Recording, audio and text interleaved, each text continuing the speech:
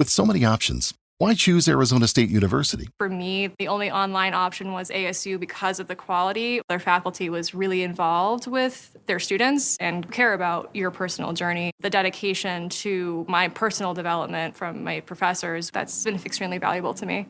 Earn your degree from the nation's most innovative university. Online.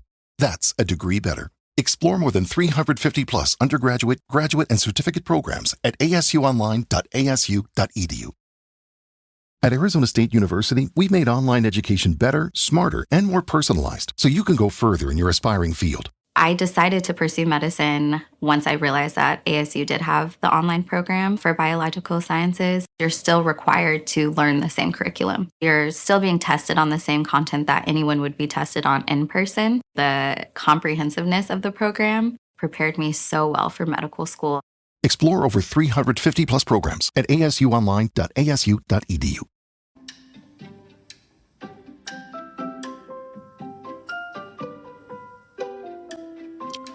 Hi, I'm Daniel Lucas, and welcome to Book 101 Review. Book 101 is all about the book starter ride for the last 40 years. And today I have my special guest.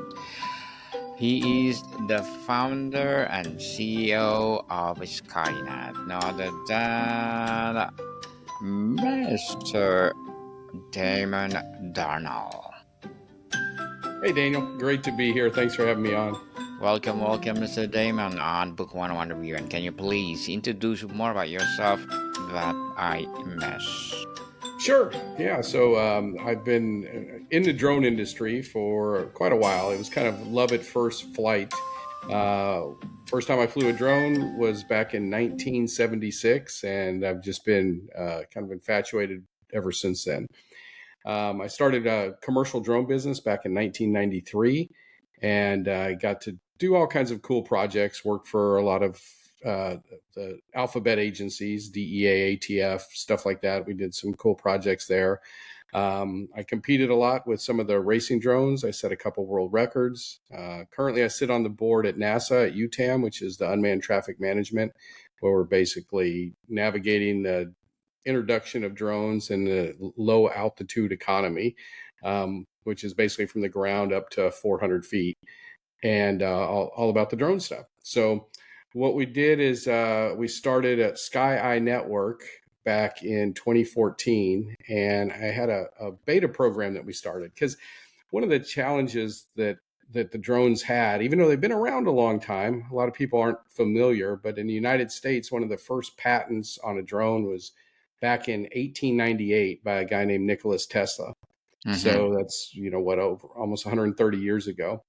And drones have played an integral part in aviation, ever since. And in fact, the AMA, which is the Academy of Modeling Aeronautics, was actually founded, created, and set all the aviation rules 22 years before the FAA, which is the Federal Aviation Administration in the United States, before they were even formed. And so the drones have been a big part of it. But one of the challenges was that drones were super hard to fly. It was pretty much a self-regulating industry. They took hundreds, if not thousands of hours to build, and even more practice time flying. It took the average person around 5,000 flight hours before they were even competent enough to do anything commercially. But all that changed pretty radically about 10 years ago. And with thanks to these little supercomputers we all carry around in our pockets, with micro accelerometers and gyros, electronic gyros, the technology got better. Drones got easier to fly. And now all of a sudden, you didn't need years and years of experience. You just needed literally days of experience, and you can go out and start making money with a drone, which is pretty cool. And thank you so much for sharing your knowledge and wisdom to the world, Mr. Damon. Thank you. And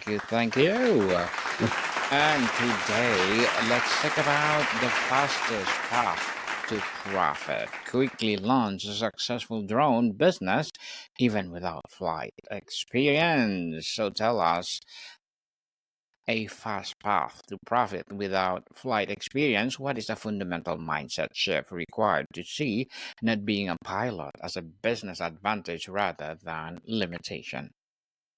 Well, I think like anything, any entrepreneurial venture, one of the biggest challenges is just adopting that entrepreneurial mindset. We've trained over 14,000 people to start their own drone business and over 30,000 people to get their FAA 107, which is a license required to operate commercially. And the big challenge that all the entrepreneurs have is they get kind of stuck in the whole paralysis by analysis, and it's the fear. It's what they're scared of. It's the unknown and the fear to get going. But one of the great things about the drone industry now is we're at this kind of really once in a lifetime opportunity where people can get started in the drone space and kind of suck. Even though I don't advocate that anyone sucks at anything, I think you should strive to be the best you can be and master your craft. But the fact that we're just providing aerial imagery and aerial data collection blows most people's minds.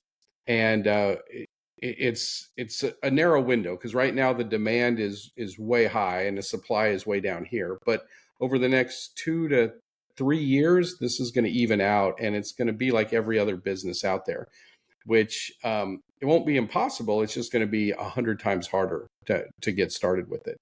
So your question, the fastest path to cash, there's over 300 vertical markets, or you could even break that down into over 300 divisions you could build in a drone company. And any one of those could make multiple six figures of revenue.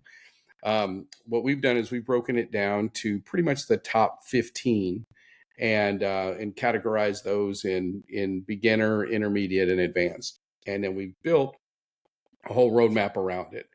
And the whole way this whole thing started was back about 10 years ago.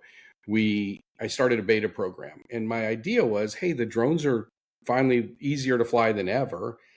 So let's get some people that have no drone experience, no photography or videography experience, because I thought that would be an unfair advantage, and no successful entrepreneurial experience. And the way we define that is somebody that never made more than $40,000 running a business of net revenue. Because there were people that did $1 million a year in gross sales, but by the time they paid employees and materials and commissions and insurance and taxes and all that stuff, they would net out $35,000 a year. So those were the three criteria. We got a big group of people together for that. And they had to fly kind of the more inexpensive drones because I didn't want them to have fancier, expensive drones that could be more of an advantage to them. And the goal was to get them from 0 to 6 figures of revenue after taxes and everything, net revenue, within that 12 months. And I was a little worried because everybody except for one person was doing it part-time. The one person did it full-time. Everybody else had an existing business they were running or worked full-time for a company. And but we gave them a roadmap, exactly details, what to do, how to approach the market, what to say, what settings to set your camera in the drone, and who editors to send it to and get it back, and everything, just basically the complete roadmap. And the commitment they had to do is they had to work at least 1 hour a day on their drone business. That was the minimum. Many of them worked more than that, but that was the minimum requirement. So there was continuity and there was repetition there. And anyway, at the end of that year, all of the people in the beta group hit that 6-figure mark. And that's when Sky Network was born, and we launched the network, and the rest is history, as they say. So now what we do is we have a couple different training opportunities. People can learn more about the drone industry in this space because it's not necessarily for everybody. And so we have a 2-hour training that is just kind of a light introduction. And then we have a 3-day full immersion training, which is literally 10 hours a day, 3 full days in a row. And we do a deep dive, and actually people leave there with knowing exactly how to go out the very next day and generate money, get their first client and get paid that very next day. And we have people do it every event we have. And then, if people are interested, then they have the opportunity to work more closely with us and join the network and get access to all of the proprietary and copyrighted our business plans and all the marketing materials and all the settings and a lot of things that when I started the network, it was basically my bucket list of business stuff. It was everything I wish I had when I was running my business. And some of the things are like having heavily discounted photo editors and video editors. Also having wholesale pricing on drones, which was super frustrating for me because I've been in this industry for a long time and I pretty much always had to pay retail unless it was someone I was sponsored by and they were giving me equipment and stuff. And like to buy. At Arizona State University, we're bringing world-class education from our globally acclaimed faculty to you. Earn your degree from the nation's most innovative university. Online. That's a degree better. Learn more at asuonline.asu.edu. One of the more popular drones is a company called DJI. But to buy a DJI drone in the United States, they require a $250,000 initial purchase and then a $250,000 quarterly maintenance purchase. So basically $1 million a year is what you had to spend in at least $250,000 every quarter. And no drone pilot would ever spend that much money. But collectively as a network, we can easily do that. And we just pass the savings on to everyone in the network. So lots of perks and lots of benefits to it. But the whole idea was to take people that wanted to build their own asset, build their own business, instead of building it for somebody else, build their own company that they could leverage, they could sell, they could leave it for their kids or grandkids. And they'd have a true asset that they were building. And that was really the whole purpose of it.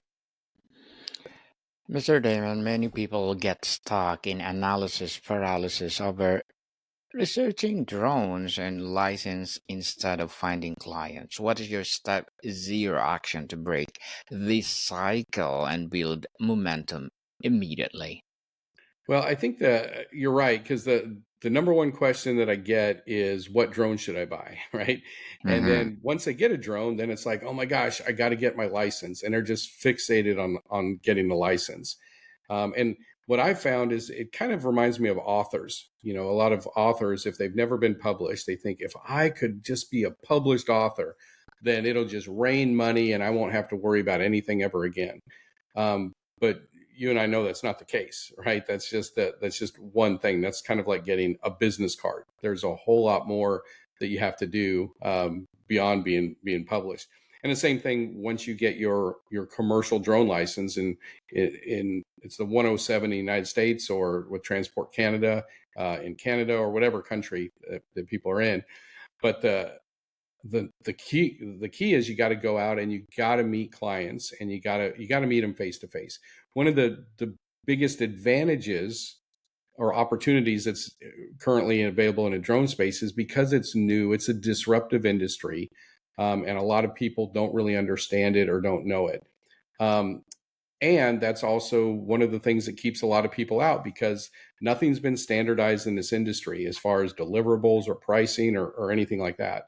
And there's a lot of people that are waiting on the sidelines for everything to be perfect. But then it's too late, right? Then you miss the opportunity. And so right now, I think the biggest thing to avoid that paralysis by analysis is getting enough confidence and education where you can go through and then confidently go out there and do it. And you'll never be totally confident, but you do it scared, you do it afraid, and you just get the bird in the air and show the clients what you can do. I think the other thing that I see people get really distracted on is they try and do too many things, kind of the jack of all trades and master of none. So what they do is they take one step forward, going after, they're like, oh, I want to do aerial funerals. And they do one step forward on that. And then all of a sudden they're not getting the traction they want. So then they go over here and like, oh, I'm going to do real estate. And they take 2 steps back on this and then a step forward here and 2 steps back on here and then go into inspection. And then they've spent 6 months basically getting nothing across the finish line, getting nothing done. So I think the important thing is to realize you're not going to know everything. And to just go out there. And if a client asks you a question and you don't know how to answer it, just say, that's a great question. Let me get back with my team. I want to make sure I get you the right answer that's going to be, for you, and I'll get back to you. And then go Google it, Chat GPT, Grok, Gemini, find out what you need to do to answer it, and then follow up with them and get back to them. It's nobody expects anybody to know everything. And so, and the great news is in this, because the industry is really kind of in its infancy, beginning stages, that there's people are just in awe of what you can deliver. So most people don't even ever have a question that they can't answer. Most people are way over prepared going into it.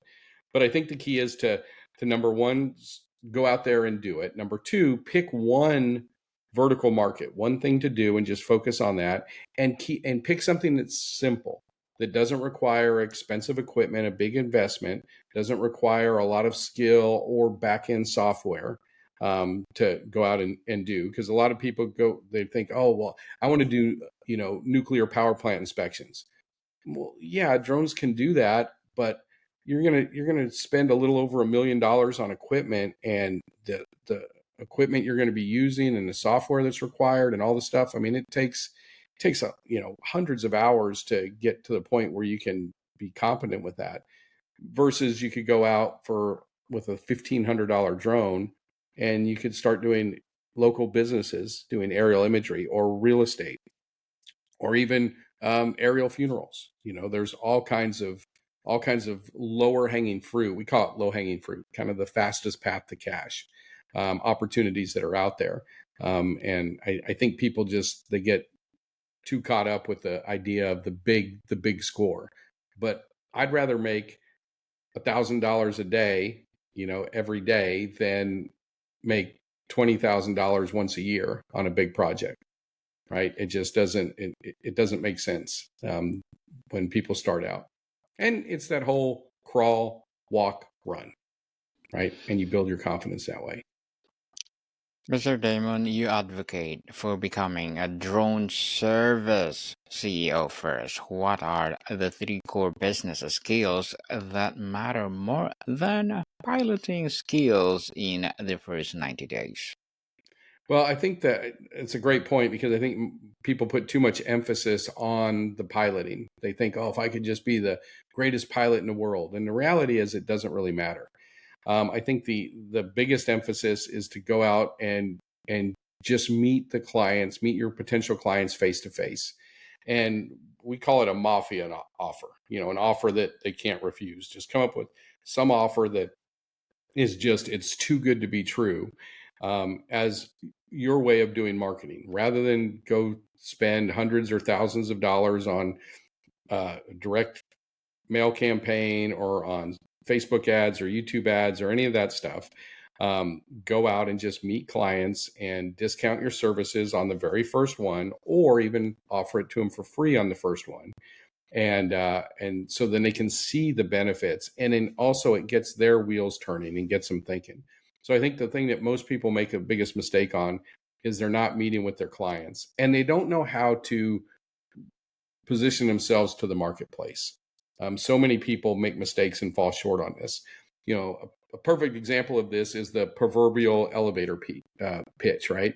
Mm-hmm. So if you get in the elevator and it's you and one other guy, and you've got your drone shirt on, right? That's got your company logo on it or whatever. And then this guy happens to be like the CEO of a cell tower company. And they were talking about at their last board meeting about incorporating drones into doing cell tower inspection, unbeknownst to you. But you show up in the elevator with him, and he's like, "Oh, cool, daddy, drones. That's cool. What do you do?" And then most people say, "Oh, well, I've got a drone, and it shoots 6K at 120 frames a second, and I fly it around, and I can take pictures and videos, and it's really, really cool stuff." And then so this guy will say, "Oh, that's pretty cool. I just got my nephew a drone for Christmas." Cool. So the value proposition just went to the toilet, right? But if you could rewind Mm-hmm. that and position yourself correctly with hot buttons, what would this guy, or pretty much any business, care about? Well, if comes in and the elevator and that you get a redo on that thing, and he's like, "Oh, cool guy, aerial drones. What do you do?" And go, "Oh, well, I help businesses make more money, attract more clients, introduce efficiencies, and impress everybody they know with aerial data collection and imagery." Well, if this guy's a business owner, he's going to be like, "Well, I want to make more money. I want to get more clients. We're doing inspections. I definitely want to save lives." So what's his next question going to be? Well, tell me more. How do you do that? Can I get your card? Can I get your number? And you continue the conversation. But the way I see so many people present themselves to the marketplace is it's just dismal. And they shoot themselves in the foot right from the get-go. So it's important to present yourself with the benefits, or the hot buttons we call them, of the client. What's most important to them, and it works every time. Interesting, Mr. Damon. And what is the low-hanging fruit? The specific industry or clients that are easiest for a brand or new drone business to close a first deal with, and why are they best starting point? So there's several that are what we consider the low-hanging fruit. So some are, like, one particular vertical market is real estate. Another one is doing aerial funerals. Another one is doing aerial imagery, which is local businesses. Another one is doing basic mapping for, like, golf courses, where we can fly over golf courses or anything with fertilizer and water. And we can tell where they're watering too much, not watering enough, over fertilizing, under fertilizing. And we can literally save them. We save the average golf course about 12 to 16 million gallons of wasted water a year. And we save them about $200,000 on wasted fertilizer every year. So that's more of an intermediate one, but that's still one of the ones that's recommended. And doing integral archive inspections for different companies, that, like, power line companies, bridges, dams, cell towers, wind farms, radio towers, all that stuff that they're sending people up to go and inspect, and you can easily do that with just a basic drone.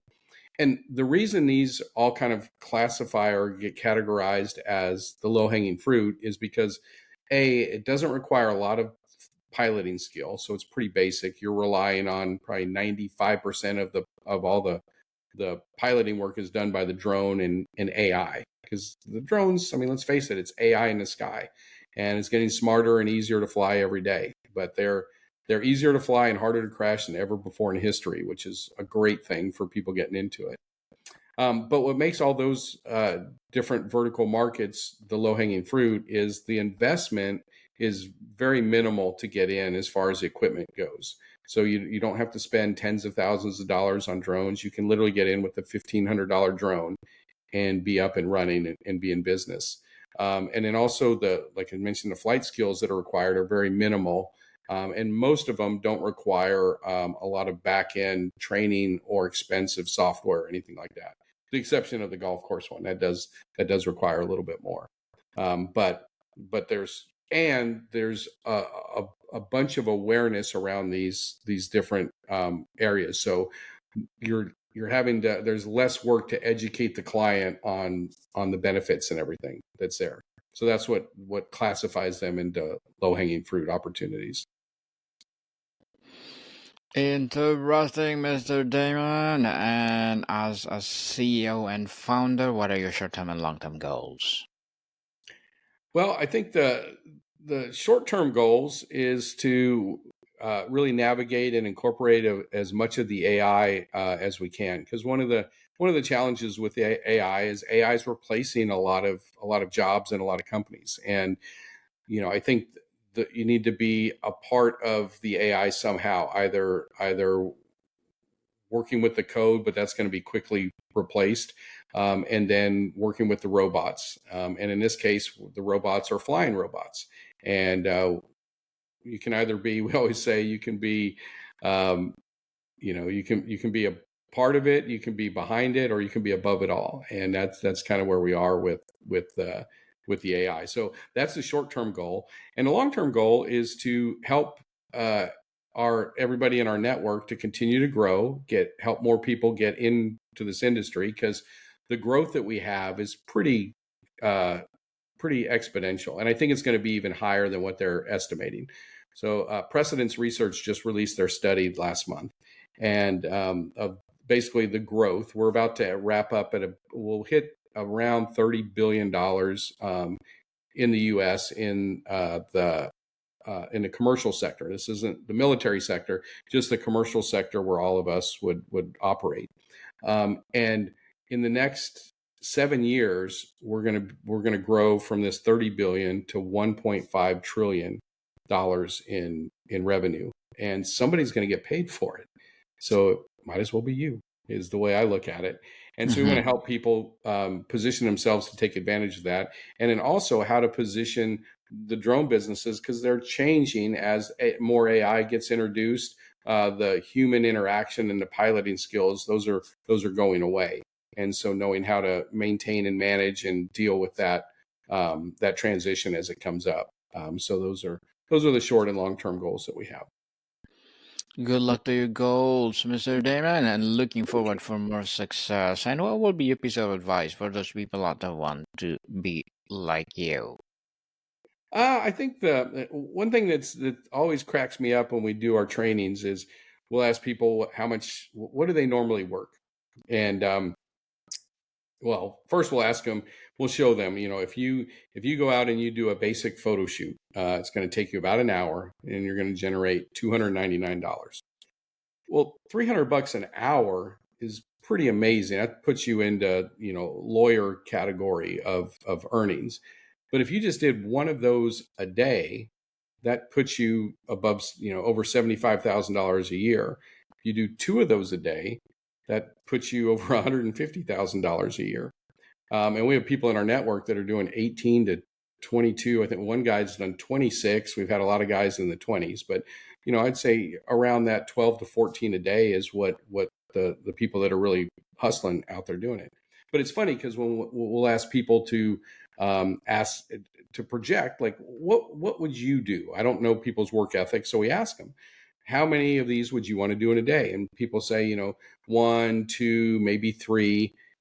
And I just find it kind of comical that they're willing to work 2 or 3 hours a day, and then how many days a week? And they usually say 3 or 4 days a week. But then I'll ask them after they've submitted all their numbers to us, and then I'll say, well, what are you working now? They're working 8, 10, 12 hours a day, 5, 6 days a week. And I always find it so ironic that people that say they want to be free, they want to be their own boss, they want to be in charge of their own economy, and they're willing to do anything, only want to work 2 or 3 hours a day, 3 days a week for themselves to build their own assets and their own company. But for the man, their boss, or the company that they're building up, they'll happily work 12-hour days, 6 days a week, and have not much to show for it at the end of it. So I think one thing that's important is to really self-reflect on yourself and decide is how bad do I want it, and am I willing to put in the work that it's going to take to get it going? Because it does. Anytime you do anything new, it takes more effort and more energy to learn it and figure it out and to get it going. And a lot of it is just overcoming the fear, the mental block that most people have about doing anything new. And so I think that's one of the things to get really clear on, and then set some goals and backtrack the goals. So if you want to make $150,000 your first year with your drone business, back that out. What is that going to be each month, and then each week, and then each day? And then track that. And every day, have I hit that number? Have I exceeded that number? Or have I fallen short from that number? And then you need to make adjustments and try and do it. It's a lot easier to make little micro shifts than it is to try and correct you're like, oh my gosh, I'm $30,000 behind. It all starts with those little $300 deals. I know a lot of people, $300, that's not much, but it adds up. You start doing a lot of them, and that repetition, and it adds up and it adds up. And then you build up your infrastructure, your systems, and then you can hire pilots and hire editors and hire people to do all the stuff that you might be doing. But I think it's good in the beginning. You start out and you do it, you understand how it works, and just put in the effort, and you'll be handsomely rewarded. Thank you for that advice, Mr. Damon. And can you please recommend a book or books that influence you, Johnny? Oh man, there's so many of them. I think Tony Robbins is one that I'd always recommend. Tony's been really influential in my life, and I think has done amazing things. And he's written several books. One of his newest ones about finance, but any of his previous books, the Unlimited Power, Personal Power, those are all fantastic books. Awaken the Giant Within. Another one, it's just, I think a good business book is Gap in the Gain. I think that's great. And then an old classic, which I always go back to, and it's funny, as I go through my entrepreneurial journey and I progress, every time I read it, I get something new out of it. And it's Napoleon Hill's book, Think and Grow Rich. I think those would probably be my three of my top recommendations there. Thank you, Mr. Damon, for recommended books. And what is the single biggest misconception about starting a drone business that you want to shatter for our audience today? The biggest misconception, I guess, is that the drones are so easy to fly. I think the three things that people really get hung up on, and we've talked about this already, but it's the flying. And most people, until they've flown a drone, a good drone, they have no idea how easy it is. And the reason it's so easy is all the AI on it, all the onboard learning and all the microprocessors and computers. I mean, these things, no human could fly one of these if it wasn't for the computers. These things are doing thousands of computations and calculations every second and inputting it. And our little brains can't get that many inputs and stuff to our fingers and to make things happen. So just relying on the technology, and I think just trusting that it is that easy until you've flown it. And then the second thing is you don't need to know everything. It reminds me, Richard Branson has a great quote. He says, if somebody offers you an amazing opportunity and you don't know how to do it, just say yes and then figure out how to do it. And I think that's the thing where people, they don't say yes. They have this great opportunity, but they think, oh, well, I've got to fly and be an expert pilot, and I've got to study and know every single potential question. Before I could even talk to a client, I have to come up with the 9,600 possible answers to the question they might ask me. And the reality is they never do. They'll usually ask, all the stuff you think is important, they don't care about. They don't care about your skill. They don't care about your how long you've been flying. They don't care about your equipment. You do, but they don't care. All they care about is the result. The realtors, they care that you can help them sell the house faster and for more money, and you can help them convert more of their listing appointments. That's what they care about. Inspection companies, they care that you can save lives and keep people from getting injured, get them better data that they can actually make actionable decisions on, and save them money and have new efficiencies. And that's essentially the reality of it. As long as you can provide that stuff for your clients, which is easy to do, and drones can pretty much do that in almost every business sector out there, which is pretty amazing. It's just wide open. So I think that all that, and probably the biggest thing that encompasses it all is people just think that in their mind, it's harder than it is. And they build it up as this big thing. It's kind of like a little kid when they're in their bedroom and there's a monster in the closet or under the bed, and they're all scared and terrified, and they're frozen with fear. And I think that's what happens with most entrepreneurs. They build it up in their head as this big, scary, impossible thing. And then you have a mentor that comes in and shows you the way, or with the kid, your parent comes in and turns on the light, opens the closet door, looks under the bed, there's nothing here, and everything is good, right? Life is good. It was that easy. And so I think that's having somebody that knows the road ahead is a big help. Because if you can't believe in yourself, at least you can believe in their belief in you, and what's possible.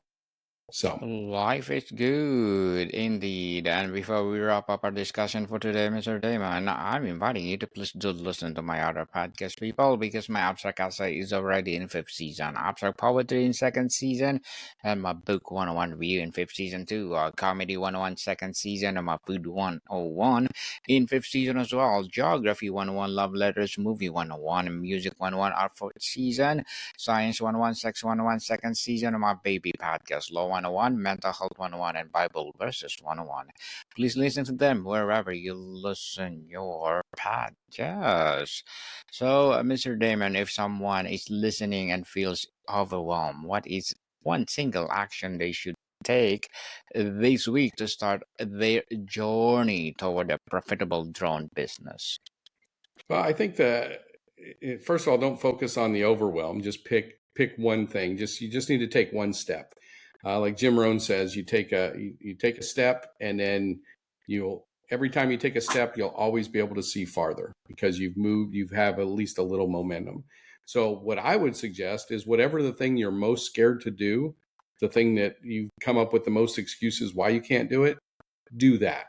Do that first, and then everything else will just seem super easy. And once you get it done, you'll be like, huh, that was way easier than I thought. I know it was. So just go do it. Yes.